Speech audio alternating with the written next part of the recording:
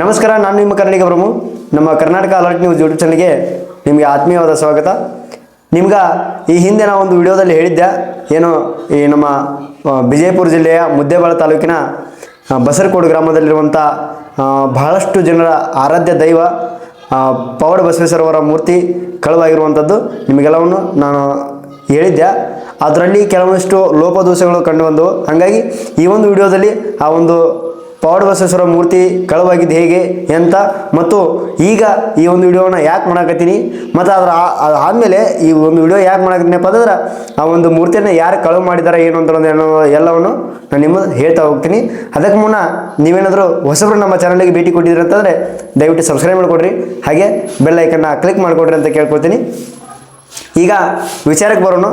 ವಿಚಾರ ಏನಪ್ಪ ಅಂತಂದ್ರೆ, ಈ ನಮ್ಮ ವಿಜಯಪುರ ಜಿಲ್ಲೆಯ ಮುದ್ದೇಬಿಹಾಳ ತಾಲೂಕಿನ ಬಸರಕೋಡ ಅನ್ನುವಂಥ ಒಂದು ಗ್ರಾಮದೊಳಗಿರುವಂಥ ಸಾವಿರಾರು ಸುತ್ತಮುತ್ತ ಹಳ್ಳಿಯೊಳಗೆ ಸಾವಿರಾರು ಭಕ್ತರಿರುವಂಥ ನಮ್ಮ ಪವಾಡ ಬಸವೇಶ್ವರವರ ಮೂರ್ತಿ ಏನು ಜುಲೈ 6ರಂದು ಅಂದರೆ ಸೋಮವಾರ ಬೆಳಿಗ್ಗೆ ಆ ಒಂದು ಮೂರ್ತಿಯ ಕಳುವಾಗಿರುವಂಥ ಒಂದು ಘಟನೆ ನಮ್ಮ ಬಸರಕೋಡು ಗ್ರಾಮದಲ್ಲಿ ನಡೆದಿರುವಂಥದ್ದು. ಆ ಒಂದು ಘಟನೆ ಈ ಒಂದು ಘಟನೆ ನಡೆಯೋಕ್ಕಿಂತ ಮುಂಚಿತವಾಗಿ ಇವರು ಏನೇನು ಯಾವ ರೀತಿ ಪ್ಲಾನ್ ಹಾಕ್ಯಾರೋ ಏನೋ ಗೊತ್ತಿಲ್ಲ. ಆದರೆ ಆ ಒಂದು ಘಟನೆ ಬೆಳಗ್ಗೆ ಬಂದಿರುವುದು ಸೋಮವಾರ ಬೆಳಿಗ್ಗೆ, ಅಂದರೆ ಮುಂಜಾನೆ ಏನು ಒಂದು ಪೂಜೆ ಮಾಡ್ತಕ್ಕಂಥ ಪೂಜಾರಿಗಳು ಆ ಒಂದು ದೇವಸ್ಥಾನಕ್ಕೆ ಹೋಗಿ ಆ ಒಂದು ದೇವರ ಪೂಜೆ ಮಾಡಬೇಕು ಅನ್ನುವಂಥ ಸಂದರ್ಭಕ್ಕೆ ಆ ಒಂದು ಮೂರ್ತಿಯನ್ನು ಕಾಣಿಸೋಗಿಲ್ಲ.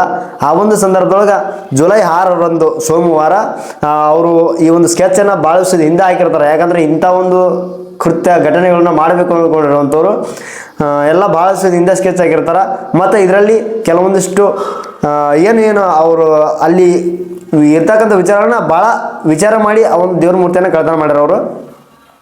ಸೋಮವಾರ ಆ ದೇವರು ಪೂಜೆ ಮಾಡೋಕೆ ಹೋದಂಥ ಸಂದರ್ಭದಾಗ ಪೂಜಾರಿಗಳಿಗೆ ಮೂರ್ತಿ ಇಲ್ಲ ಅನ್ನೋದು ಗೊತ್ತಾಗ್ತೈತಿ. ಅದಾದಮೇಲೆ ಊರಿನವ್ರು ಬಂದು ಹೇಳ್ತಾರೆ, ಹಿಂಗೆ ಗುಡಿಯಾಗ ಮೂರ್ತಿ ಇಲ್ಲ, ಎಲ್ಲ ಕಳುವು ಮಾಡ್ಯಾರ ಅಂತೇಳಿ.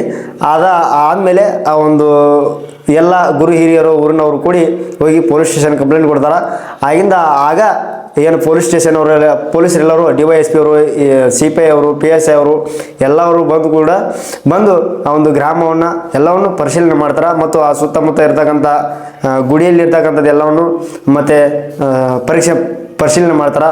ಅದು ಅಲ್ಲದೆ ಶ್ವಾನ ಕರ್ಕೊಂಬಂದಿರ್ತಾರೆ, ಅಂದರೆ ನಾಯಿಯನ್ನು ತೊಗೊಂಬಂದು ಅಲ್ಲೆಲ್ಲ ನಾಯಿಯನ್ನು ಬಿಟ್ಟು ಎಲ್ಲವನ್ನು ಪರೀಕ್ಷೆ ಮಾಡೋಕ್ಕೆ ಶುರು ಮಾಡ್ತಾರೆ.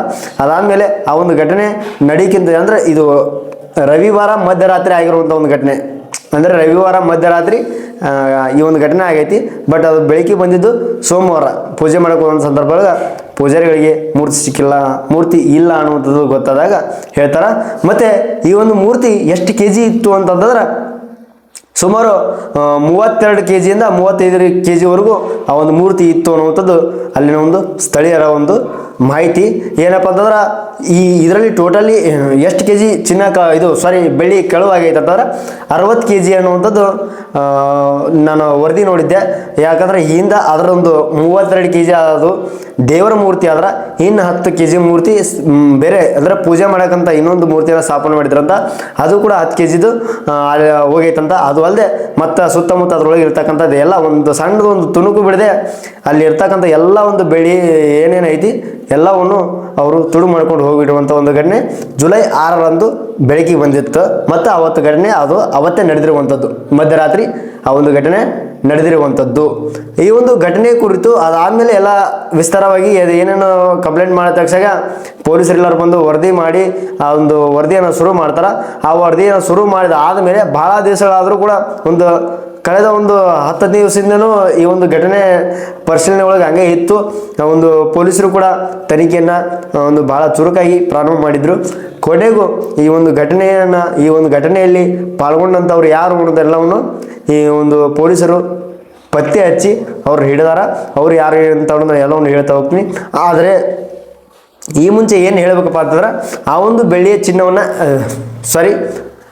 ಬೆಳ್ಳಿಯ ಮೂರ್ತಿಯನ್ನು ಕೊಡಿಸಿದ್ದು ಯಾರಪ್ಪ ಅಂತಂದ್ರೆ ಈ ಹಿಂದೆ ಏನು ಶಾಸಕರಾಗಿರುವಂಥವ್ರು AS Nadahalli S Patil Nalahalli sir ಅವರು ಶಾಸಕರಾಗಿರುವಂಥ ಸಂದರ್ಭದೊಳಗೆ ಅವರು ಒಂದು ಭಕ್ತಿಯಿಂದ ಅವರು ಒಂದು ಹರಕೆ ತೀರಿಸೋದಕ್ಕೋಸ್ಕರ ಅವರಿಗೆ ಆ ಒಂದು ದೇವಸ್ಥಾನಕ್ಕೆ ಆ ಒಂದು ಬೆಳ್ಳಿಯ ಮೂರ್ತಿಯನ್ನು ಅವರು ಮಾಡಿ ಆ ಒಂದು ದೇವಸ್ಥಾನಕ್ಕೆ ಕೊಟ್ಟಿರ್ತಾರೆ.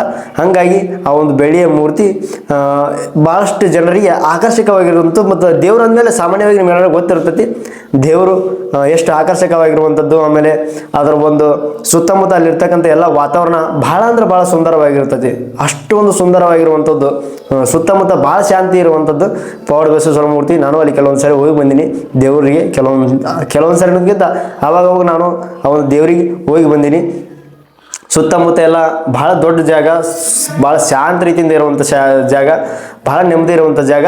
ಆಮೇಲೆ ನಿಮ್ಗಳಿಗೆಲ್ಲ ಅನಿಸ್ಬೋದು ಇಷ್ಟೆಲ್ಲ ಬೆಳ್ಳಿ ಇಷ್ಟೆಲ್ಲ ಇರುವಂಥದ್ದಕ್ಕೆ CC ಕ್ಯಾಮ್ರಾ ಇಲ್ಲಣ್ಣ ಅಂತ ಕೇಳ್ಬೋದು. ನಿಜವಾಗ್ಲೂ ಆ ಒಂದು ದೇವಸ್ಥಾನದೊಳಗೆ CC ಕ್ಯಾಮ್ರಾ ಐತಿ, ಇಲ್ಲ ಅಂತ ಹೇಳೋಂಗಿಲ್ಲ. ಆದ್ರೆ ಅದು ಅವರು ಅಷ್ಟೊಂದು ಇದ್ರ ಮಾಡಿಲ್ಲ. ಅದು 27ರಿಂದ ಅದೇನು 27ನೇ ತಾರೀಕಿಂದ ಈ ಹಿಂದೆ 27 ಐತಲ್ಲ, ಇನ್ನು ಏನು ಈ ಹಿಂದೆ ಅಂದರೆ ಜೂನ್ಗಿಂತ ಮುಂಚಿತವಾಗಿ ಮೇ 27ರಿಂದ ಆ ಒಂದು CC ಕ್ಯಾಮ್ರಾಗಳು ಬಂದಾಗಿಬಿಟ್ಟಾವು.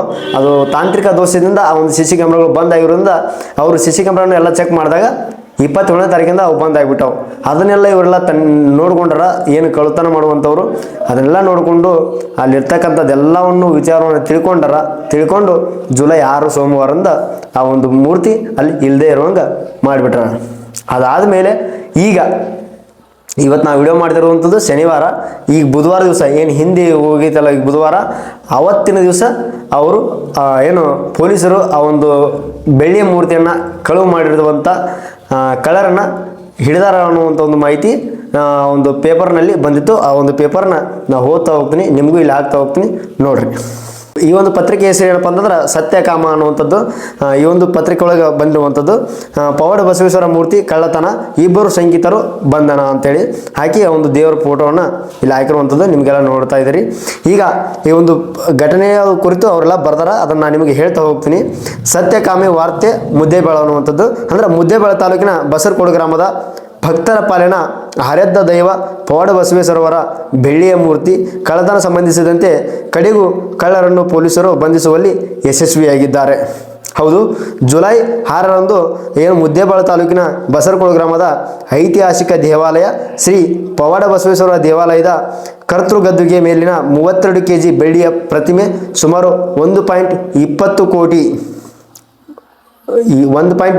ರೂಪಾಯಿ ಕಳ್ಳತನ ಪ್ರಕರಣಕ್ಕೆ ಸಂಬಂಧಿಸಿದಂತೆ ಬುಧವಾರ ಗುಜರಾತ್ ಮೂಲದ ಇಬ್ಬರು ವ್ಯಕ್ತಿಗಳನ್ನು ಬಂಧಿಸಲಾಗಿದೆ ಎಂದು ಬಲ್ಲ ಮೂಲಗಳಿಂದ ತಿಳಿದು ಬಂದಿದೆ. ಬಂಧಿಸಲಾದ ಶಂಕಿತ ಇಬ್ಬರು ವ್ಯಕ್ತಿಗಳಲ್ಲಿ 40 ವಯಸ್ಸಿನ ಆಸುಪಾಸಿನವರು, ಇನ್ನೊಬ್ಬರು 50 ವಯಸ್ಸಿನ ಆಸುಪಾಸಿನ ವ್ಯಕ್ತಿ ಆಗಿದ್ದಾರೆ. ಈ ಇಬ್ಬರು ಗುಜರಾತ್ನಲ್ಲಿ ಬಂಗಾರದ ಅಂಗಡಿ ಮಾಲೀಕರು ಎಂದು ತಿಳಿದು ಬಂದಿದೆ. ಈ ಇಬ್ಬರನ್ನು ಮುದ್ದೇಬೇಳ ನ್ಯಾಯಾಲಯಕ್ಕೆ ಹಾಜರುಪಡಿಸಲಾಯಿತು. ಕಳ್ಳತನ ಪ್ರಕರಣಕ್ಕೆ ಸಂಬಂಧಿಸಿದಂತೆ ಹಲವು ಪೊಲೀಸ್ ತಂಡಗಳನ್ನು ರಚನೆ ಮಾಡಲಾಗಿತ್ತು. ಸದ್ಯ ಕಳ್ಳತನಕ್ಕೆ ಸಂಬಂಧಿಸಿದಂತೆ ಇಬ್ಬರು ಶಂಕಿತ ವ್ಯಕ್ತಿಗಳನ್ನು ಬಂಧಿಸಲಾಗಿದ್ದು ಮತ್ತಷ್ಟು ಆರೋಪಿಗಳನ್ನು ಬಂಧಿಸುವ ಸಾಧ್ಯತೆಯಿದೆ. ಲಕ್ಷಾಂತರ ಭಕ್ತರನ್ನು ಹೊಂದಿರುವ ದೇವಾಲಯ ಕಳ್ಳತನ ಭಕ್ತರ ಧಾರ್ಮಿಕ ಭಾವನೆಗಳಿಗೆ ಧಕ್ಕೆಯಾಗಿರುವುದರಿಂದ ಈ ಪ್ರಕರಣವನ್ನು ಜಿಲ್ಲಾ ಪೊಲೀಸ್ ವರಿಷ್ಠಾಧಿಕಾರಿ ಅತೀವ ನಿಗಾ ವಹಿಸಿದ್ದರು ಅನ್ನುವಂಥದ್ದು. ಈಗೆಲ್ಲ ನೀವು ನೋಡಿದಾರಲ್ಲ, ಇಲ್ಲ ಇಷ್ಟೆಲ್ಲ ಅಂದರೆ ಇವ್ರು ಎಲ್ಲಿಯವರು ಏನು ಅಂತದನ್ನು ನಾನು ನಿಮ್ಗೆ ಹಾಡು ಭಾಷೆ ಒಳಗೆ ಹೇಳಬೇಕಪ್ಪ ಅಂದ್ರೆ ಇವರು ಗುಜರಾತ್ ಮೂಲದವರು. ಏನು ಕಳ್ಳತನ ಮಾಡಿರೋವಂಥವ್ರು ಯಾರು ಅದಾರಂತಾರೆ ಅದರಲ್ಲ, ಅವರು ಗುಜರಾತ್ನ ಮೂಲದವರು. ಅವರು ವಯಸ್ಸು ಎಷ್ಟು ಅಂದ್ರೆ 40ರಿಂದ 50 ಒಳಗಿರುವಂಥವ್ರು ಇಬ್ಬರು ವ್ಯಕ್ತಿಗಳು. ಈಗ ಆಲ್ರೆಡಿ ಸಿಕ್ಕವ್ರು ಯಾರಪ್ಪ ಅಂದ್ರೆ 40ರಿಂದ 50 ವಯಸ್ಸಿನ ಒಳಗಿರುವಂಥ ವ್ಯಕ್ತಿಗಳು. ಅವರಿಬ್ಬರನ್ನು ಆಲ್ರೆಡಿ ಗುಜರಾತ್ ಒಳಗೆ ಒಂದು ಬಂಗಾರದ ಅಂಗಡಿ ಮಾಲೀಕರಂತಿವ್ರಲ್ಲ, ಇವರಿಬ್ಬರು ಈ ಒಂದು ಏನು ಅಲ್ಲೆಲ್ಲ ಮತ್ತು ಆ ಒಂದು ದೇವಸ್ಥಾನಕ್ಕೆ ಸುತ್ತಳಿಯೋದು ಅಷ್ಟೇ ಅಲ್ಲ, ರಾಜ್ಯಗಳಿಂದನೂ ಕೂಡ ಆ ಒಂದು ದೇವರಿಗೆ ಬರುವಂಥ ಭಕ್ತರು ಅದಾರ. ಆ ಒಂದು ಅಲ್ಲಿ ಎಷ್ಟೋ ಸನ್ಯಾಸಿಗಳು ಬರ್ತಾರಂತ, ಅಲ್ಲೆಲ್ಲ ಬಂದು ಮುಕ್ಕೊಳ್ತಾರೆ, ಕುಂದಿರ್ತಾರೆ, ಎಲ್ಲ ಮಾಡ್ತಾರೆ. ಒಂದು ಸಾಮಾನ್ಯವಾಗಿ ಒಂದು ದೇವಸ್ಥಾನ ಅಂದಮೇಲೆ ಸಾವಿರಾರು ಭಕ್ತರು ಬರೋವರ ಹೋಗೋವರ, ಅದು ಕೂಡ ಒಂದು ಭಾಳ ವೈಶಿಷ್ಟ್ಯಮಯ, ಸಾಕಷ್ಟು ಹೆಸರು ಮಾಡಿರುವಂಥ ಒಂದು ದೇವಸ್ಥಾನ. ಅಷ್ಟು ಒಂದು ಒಳ್ಳೆ ಪವಿತ್ರವಾದಂಥ ದೇವಸ್ಥಾನ ಅದು. ಅದೇ ಅಷ್ಟೆಲ್ಲ ಭಕ್ತರು ಬರ್ತಾರಂತಂದ್ರೆ ಸಾಮಾನ್ಯವಂಥದ್ದು ಅಲ್ಲ, ಅಲ್ಲಿ ಒಂದೊಂದು ಪವಾಡಗಳು ಇದ್ದೇ ಇರ್ತಾವೆ. ಅದಕ್ಕೋಸ್ಕರ ಅದರ ಅಷ್ಟೆಲ್ಲ ಒಂದು ಪವಾಡವನ್ನು ನೋಡಿ ಸಾಕಷ್ಟು ಜನರು ಬರುವಂಥದ್ದು ಆ ಒಂದು ದೇವಸ್ಥಾನಕ್ಕಿತ್ತು. ಅದರಲ್ಲಿ ಗುಜರಾತವರು ಇವರು ಬಂಗಾಳದಂಗಡಿ ಮಾಲೀಕರು ಆ ಒಂದು ಬೆಳ್ಳಿಯ ಏನು ಮೂರ್ತಿಯನ್ನು ನೋಡ್ಯಾರಲ್ಲ, ಈ ಒಂದು ಬೆಳ್ಳಿಯ ಮೂರ್ತಿಯನ್ನು ನಾವು ಹೆಂಗಾರ ಮಾಡಿ ಕಳುವು ಮಾಡ್ಬೇಕಂತೇಳಿ ಅವ್ರ ಆಲೋಚನೆಗಳು ಬಂದೈತಿ. ಅದಾದಮೇಲೆ ಇಬ್ರು ಅಷ್ಟೇ ಅಲ್ಲ, ಇದ್ರ ಹಿಂದೆ ಇನ್ನು ಯಾರ್ಯಾರು ಅನ್ನೋದನ್ನ ಇನ್ನೂ ತನಿಖೆ ಮಾಡಿದಾಗ ಗೊತ್ತಾಗ್ತೈತಿ. ಯಾಕಂದರೆ ಇವ್ರಿಬ್ಬರ ಮಾಡೋಕ್ಕಂತೂ ಸಾಧ್ಯನೇ ಇಲ್ಲ. ಮತ್ತು ಇದರಲ್ಲಿ ಕೆಲವೊಂದಿಷ್ಟು ಸುತ್ತಮುತ್ತ ಊರಿನವ್ರ ಕೈವಾಡ ಇರ್ತಾರೆ ಅನ್ನೋದು ನನ್ನ ಅಭಿಪ್ರಾಯ. ಇನ್ನು ಏನೇನೈತೆ ಅನ್ನೋದು ತನಿಖೆ ಮಾಡಿದಾಗ ಹೊರಗೆ ಬೀಳ್ತೈತಿ. ಆಲ್ರೆಡಿ ಇವರಿಬ್ಬರನ್ನು ಬಂಧಿಸ್ಯಾರ. ಅದರ ಅನುಮಾನಾಸ್ಪದವಾಗಿ ಅವ್ರನ್ನೆಲ್ಲ ಬಂಧಿಸಿ ಇಬ್ಬರನ್ನ ಹಿಡ್ಕೊಂಡು ಅದಾದಮೇಲೆ ತನಿಖೆಯನ್ನು ಶುರು ಮಾಡ್ಯಾರ. ಇನ್ನು ಯಾರ್ಯಾರು ಇದರಲ್ಲಿ ಕೂಡ್ಯಾರ, ಇದರಲ್ಲಿ ಇನ್ನೂ ಎಷ್ಟೆಷ್ಟು ಜನ ಅದಾರ ಅನ್ನೋದನ್ನು ನಿಖರವಾಗಿ ಸಂಪೂರ್ಣವಾಗಿ ಇನ್ನೂ ಮಾಹಿತಿ ಬರಲಿ. ಆ ಒಂದು ಮಾಹಿತಿಯನ್ನು ಎಲ್ಲವನ್ನೂ ಬಂದಾಗ ನಿಮಗೆ ಸಂಪೂರ್ಣವಾಗಿ ತಿಳಿಸ್ತಾ ಹೋಗ್ತೀನಿ. ಆದಷ್ಟು ಇಂಥ ಒಂದು ವ್ಯಕ್ತಿಗಳನ್ನು ಸುಮ್ಮನೆ ಬಿಡಬಾರ್ದು. ಯಾಕಂದ್ರೆ ಒಂದು ದೇವಸ್ಥಾನದ ಮೇಲೆ, ಆ ಒಂದು ದೇವರ ಮೇಲೆ ಸಾವಿರಾರು ಜನರ ಭಕ್ತರ ಒಂದು ನಂಬಿಕೆ, ಆ ಒಂದು ನಂಬಿಕೆಗೆ ಇವರೆಲ್ಲ ನೋವು ಮಾಡಿರ್ತಾರಲ್ಲ, ಆ ಒಂದು ಮನಸ್ಸಿಗೆ ನೋವು ಮಾಡಿದಂಥ ಇವ್ರನ್ನ ಸುಮ್ಮನೆ ಬಿಡಬಾರ್ದು. ಆದಷ್ಟು ಇಂಥವ್ರಿಗೆ ಒಂದು ತಕ್ಕ ಪಾಠ ಕಳಿಸಬೇಕು. ಇನ್ನು ಮತ್ತು ಈ ಒಂದು ಮೂರ್ತಿಯ ದುಡ್ಡು ಎಷ್ಟು ಅಂತಂದ್ರೆ 1,20,00,000ದಿಂದ 1,50,00,000ವರೆಗೂ ಬೆಲೆ ಬಾಳುವಂಥ ಒಂದು ಮೂರ್ತಿ ಅದು. ಆ ಮೂರ್ತಿ ಇನ್ನೂ ಬಂದೈತೆ ಭಾಳಷ್ಟು ಜನರ ಈ ಒಂದು ಸೋಷಿಯಲ್ ಮೀಡಿಯಾದೊಳಗೆ ಹರಿದಾಡಾಗತೈತಿ. ಇನ್ನೂ ಆ ಮೂರ್ತಿನ ಸಿಕ್ಕಿಲ್ಲ. ಆ ಮೂರ್ತಿ ತಂದು ಕೊಟ್ಟ ಆದಮೇಲೆ ಆವಾಗ ಆ ಒಂದು ಮೂರ್ತಿ ಸಿಕ್ಕಿದೆ ಅಂತ ಹೇಳಬೇಕಾಗ್ತೈತಿ. ಅಲ್ಲಿವರೆಗೂ ಯಾರು ಬಂದೈತಿ ಅನ್ನೋವಂಥದ್ದು ಸುಳ್ಳು ಮಾಹಿತಿಗಳನ್ನು ನೀಡಕ್ಕೆ ಹೋಗಬೇಡ್ರಿ. ಆ ಒಂದು ತನಿಖೆ ಇನ್ನೂ ಸಂಪೂರ್ಣವಾಗಿ ವಿವರಣೆಯಾಗಿ ಗೊತ್ತಾದಮೇಲೆ ಅವ್ರು ಎಲ್ಲಿಟ್ಟಾರ ಏನು ಅನ್ನೋದನ್ನ ಸತ್ಯ ಹೊರಗೆ ಬರ್ತೈತಿ. ಆದಷ್ಟು ಆ ಒಂದು ಸತ್ಯ ಹೊರಗೆ ಬಂದು ಇಂಥ ವ್ಯಕ್ತಿಗಳಿಗೆ ತಕ್ಕ ಒಂದು ಶಿಕ್ಷೆ ಅವರಿಗೆ ಕೊಡ್ರಿ ಅನ್ನುವಂಥ ಮಾತನ್ನು ಹೇಳ್ತಾ, ಈ ಒಂದು ವಿಚಾರದ ಬಗ್ಗೆ ಭಾಳಷ್ಟು ವಿಚಾರಗಳನ್ನು ತಿಳ್ಕೊಳ್ಬೇಕಾಗಿತ್ತು. ಇನ್ನು ನಿಮಗೆ ನಾನು ಅವಸರವಾಗಿ ಹೇಳಾಕ್ತೀನಿ. ಯಾಕಂದ್ರೆ ಭಾಳಷ್ಟು ದಿವಸಗಳಾಗಿತ್ತು ಯಾವುದೇ ರೀತಿಯಾದಂಥ ವಿಡಿಯೋಗಳನ್ನು ಮಾಡಿದ್ದಿಲ್ಲ. ಈ ಹಿಂದೆ ನಾನು ಭಾಳಷ್ಟು ಜನರು ಕೇಳಿದ್ರಿ ನನಗೆ ಜಂತರ್ ಮಂತ್ರ ನಡೆದಂಥ ಇದ್ರ ಬಗ್ಗೆ ನೀವು ಯಾಕೆ ಮಾತಾಡು ಅಂತೇಳಿ ನಂಗೆ ನಮ್ಮ ಫ್ರೆಂಡ್ಸ್ ಎಲ್ಲ ಹೇಳಿದರು. ಆಮೇಲೆ ಎಲ್ಲ ಸುತ್ತಮುತ್ತ ಅಣ್ಣಗಳೆಲ್ಲ ಭಾಳಷ್ಟು ಜನ ಕೇಳಿದ್ರಿ. ನಾನು ಕೆಲವೊಂದಿಷ್ಟು ಕೆಲಸದ ಒತ್ತಡದಿಂದ ಮಾಡೋಕ್ಕಾಗವಲ್ದು, ವಿಡಿಯೋಗಳನ್ನು ಮಾಡೋಕ್ಕಾಗವಲ್ದು. ಅದಕ್ಕೋಸ್ಕರ ನಾನು ಈ ಒಂದು ವಿಡಿಯೋನು ಸ್ವಲ್ಪ ತೊದಲ ಹೇಳಿನಿ ಅಂತ ಅನ್ಸಾಕತ್ತೈತಿ. ಆದಷ್ಟು ಏನೇ ಇದ್ದರೂ ದಯವಿಟ್ಟು ಕ್ಷಮೆ ಇರಲಿ ಅಂತ ಹೇಳ್ತಾ ಮತ್ತೊಂದು ವಿಡಿಯೋ ಮೂಲಕ ನಿಮ್ಮೆಲ್ಲರಿಗೂ ಸಿಗ್ತೀನಿ. ಎಲ್ರಿಗೂ ನಮಸ್ಕಾರ. ಜೈ ಕನ್ನಡ, ಜೈ ಕರ್ನಾಟಕ.